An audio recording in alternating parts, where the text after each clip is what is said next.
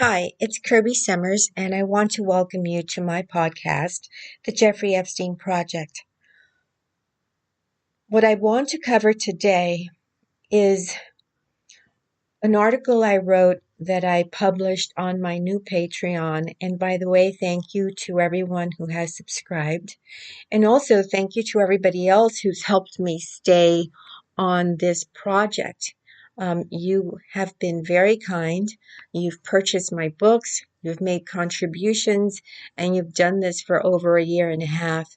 And your help is why I'm here. So usually people say, this is sponsored by, well, this is sponsored by you. And so again, I can't thank you enough. Today I'm sharing the name, and frankly, it's more than one name. It's two people who helped Jeffrey Epstein stay out of jail.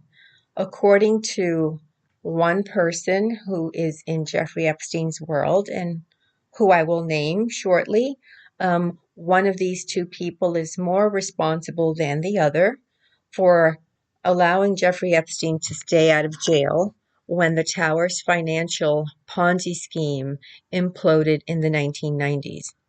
So, yeah, just stay tuned. This is going to be probably my longest podcast to date, and I'm very excited to bring this to you. So here I go. I'm sharing the names of two people who played a key role in helping Jeffrey Epstein remain jail-free for decades. Without these connections, Epstein would have gone to jail as early as 1995 for the Towers Financial Ponzi scheme, which locked up Stephen Hoffenberg for 18 years. In 1981, when Epstein left Bear Stearns, he started his own company. In interviews, Epstein described his new occupation as a high-level bounty hunter and bragged to friends that he worked for governments as well as for wealthy individuals to recover embezzled funds. As with many of Epstein's claims, there is truth to this. In 1982, a trader on the floor of the New York Stock Exchange appeared to have gone insane. The man was jumping up and down, wildly flaying his arms, and having lost all composure, threw the handset of his phone to the floor, smashing it to pieces. He shrieked, "F. Drysdale has gone F. bust." The other traders followed suit as he confirmed. The next one confirmed. Everyone confirmed that what this man was saying was true. It was mayhem on the floor. The fraud and subsequent collapse of the 1992-year-old Drysdale government securities threatened to destroy the banking system of the United States. As Drysdale crashed, it was certain there would be an immediate domino effect and take down Chase Manhattan Bank, Manufacturers Hanover Trust, and U.S. Trust Company. An OPEC bailout by the Federal Reserve was quietly arranged. It was meant to help the banks, not the people who lost their money. The Federal Reserve is not part of the federal government, and it's not even a bank. It's owned by big member banks, and it's there to protect banking interests of the very wealthy. Essentially, they enable fraud, and then they cover up fraud. This has been their role since its inception. Just as the Federal Reserve stepped in to save the troubled banks after the massive Drysdale failure, so did the government of the United States step in to help some of the more important investors. A couple of federal prosecutors were assigned to look into the case to see if they can recoup money for wealthy investors. It's similar to what happened in the wake of the Bernie Madoff Ponzi scheme, where the government was able to trace and find some of the money that had been placed in offshore banks. Offshore banks being a place where the wealthy hide money to avoid paying tax. Andrew Levander, an assistant U.S. attorney in the Southern District of New York, and Robert Gold, a Department of Justice prosecutor, were assigned to work on the Drysdale securities fraud. One of Jeffrey Epstein's early clients in his new venture as a bounty hunter was Spanish actress and heiress Ana Obregón. Her father, Antonio Garcia Fernandez, a well-known businessman, lost money in the Drysdale affair. Levander and Gold are the two men who Epstein worked with in tracking down the money for his client, and quite possibly helped them with their investigation as well. It took Epstein just shy of 3 years to trace Obregon's money to a Cayman Islands bank. The deal they'd arranged was Epstein was to get a percentage of what he was able to recover. A non-disclosure agreement was signed, and to date no one knows how much money Epstein made. What is known, and what mainstream media does not discuss, are Andrew Levander and Robert Gold, who basically became Epstein's keep out of jail card. For a while, these two men, no one talks about these men. When Stephen Hoffenberg was asked why Jeffrey Epstein was not implicated in the 1980s to 1990s Ponzi scheme, he replied, "Ask Robert Gold." Both men have little to no internet footprint. This became a neon flashing sign to me, as many government officials who have been involved in the Jeffrey Epstein case at one time or another have been scrubbed off the internet after his arrest. It seemed as if the government wanted to separate itself from Jeffrey Epstein. And of course, the question of why is particularly relevant in this case. I'm including what little I was able to dig up.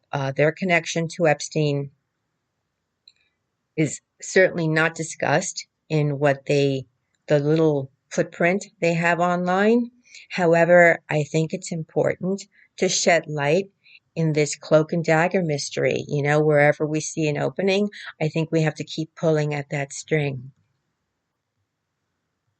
In 1977, Levander graduated from Columbia Law School, clerked for the Honorable Wilfred Feinberg. Feinberg, who was appointed by John F. Kennedy in 1961 to the Southern District of New York, and in 1966 he was nominated by President Lyndon B. Johnson to a seat on the United States Court of Appeals for the Second Circuit.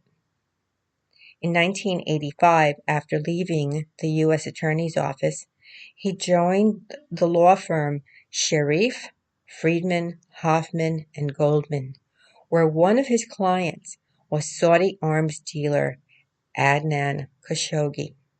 Khashoggi was implicated in several of the top scandals in the United States. He was implicated in Promise, in Iran-Contra, and in the BCCI scandal.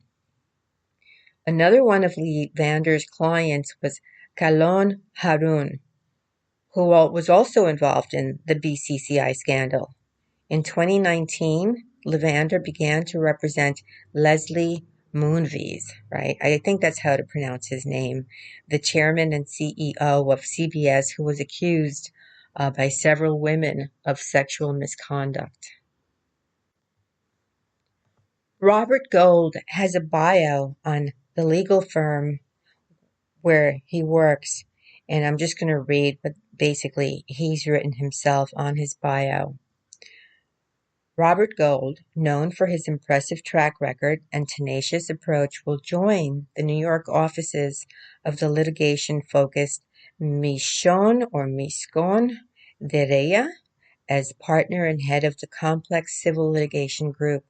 With more than 40 years of experience representing businesses and individuals in diverse matters worldwide, Gold's practice centers on the trial of civil and criminal cases, complex commercial litigation, and internal and government agency investigations. He also has significant experience in high-profile extradition matters in the UK, Germany, Spain, Thailand, Brazil, and South Africa. After a successful career representing clients globally, Gold is joining Mishkon Vereya because of its strong reputation for international litigation. Gold said, "I feel in tune with the values that Mishkon represents and its dynamic team. which is a great preview of things to come. He will be the first partner hire in New York under the new managing partner, Mark S. Raskin. We are very pleased that Gold is joining our strong group of litigators. He is one of the most experienced and skilled trial attorneys out there and will bolster our complex civil litigation offering, and he will help in the management of the reputation in the market. Gold's inclination toward tackling the largest and toughest of adversaries has defined his reputation, and most notably defeating Ronald Perlman's attempted hostile takeover of Hudson News. Gold has formally represented individuals such as George Steinbrenner and participated in cases related to various government scandals, including Watergate, Iran-Contra, the impeachment of former Brazilian President Collor de Mello, and the prosecution of Imelda Marcos, among others. One of his current cases aims to bring awareness to the alleged illegal drug trade on topics.com.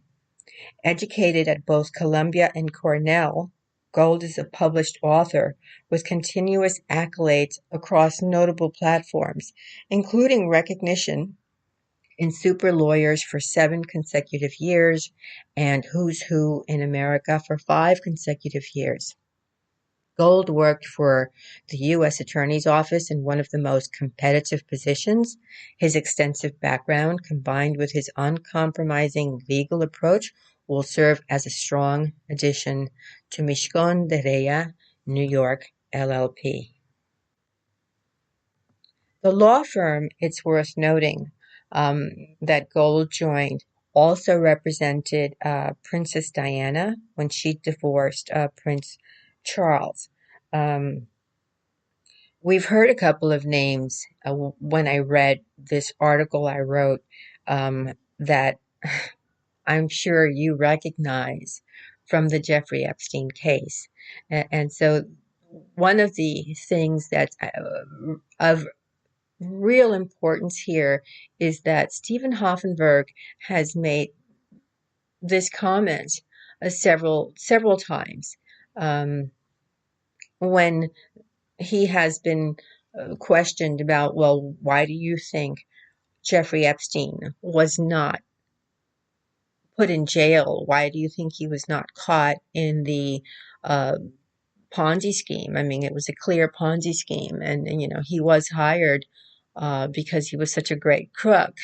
Hoffenberg has said, ask Robert Gold. So we've now learned a little bit about Robert Gold. We've learned about the 2 men that I believe were Epstein's. Stay out of jail. Stay out of jail because he had an in through them, and they helped him. I mean, there's no doubt about the fact that Jeffrey Epstein should have gone to jail a long time ago, and he did not. So I wanted to share this with you. I think it's an important footnote in the history of Jeffrey Epstein that mainstream media, again, is not covering. I'd love to hear your feedback on this information and see if, I don't know how many of you are connecting the dots or how many of you have been researching this, but I think some of you have, and so I'm curious to hear your feedback. When I shared this with the people on my Patreon the other day, I received so many private messages saying, wow, this is really good research. And so I thank you for that. Meanwhile, my website is kirbysummers.com. There's a place on that says podcast, and you can add your name so that when I have a new podcast, you can get an alert and listen to it. Today, I recorded this on Spreaker, which I'm trying out to see if this is where my new home is going to be. If you have not contributed in one way or another, please consider doing so. You can do so through my website, or you can do it by purchasing one of my books, or you can do it through the Patreon